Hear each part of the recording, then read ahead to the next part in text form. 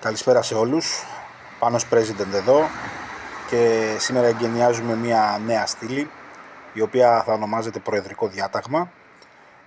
Τι είναι αυτή η νέα στήλη? Είναι ένα βίντεο σχεδόν καθημερινό το οποίο θα ανεβαίνει εδώ στο Instagram και το οποίο ουσιαστικά θα σας δίνει το πιο δυνατό σημείο της ημέρας με βάση το πώς θα βλέπω εγώ.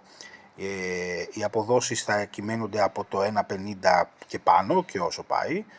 Θα είναι μονό αποδεκτό φυσικά και θα κάνουμε ένα μικρό ταμείο κάθε τέλος του μήνα, αρχής γενομένης από τα τέλη Νοεμβρίου. Όσον αφορά τη σημερινή ημέρα, η επιλογή έρχεται από τη EuroLeague, από το παιχνίδι της Αρμάνι κόντρα στη Μονακό που ξεκινάει στις 9:30. Η επιλογή που παίρνουμε από το συγκεκριμένο παιχνίδι είναι το διπλό, η νίκη δηλαδή των φιλοξενουμένων. Η απόδοση αυτή την ώρα, περίπου 5 ώρες πριν ξεκινήσει το παιχνίδι, είναι στο 1,90 και νομίζω ότι κάπου εκεί θα μείνει και μέχρι το τέλος, δεν νομίζω ότι θα αλλάξει.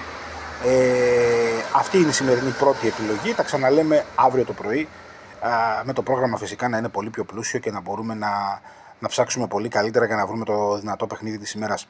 Ανανεώνουμε ραντεβού για αύριο, να είστε καλά.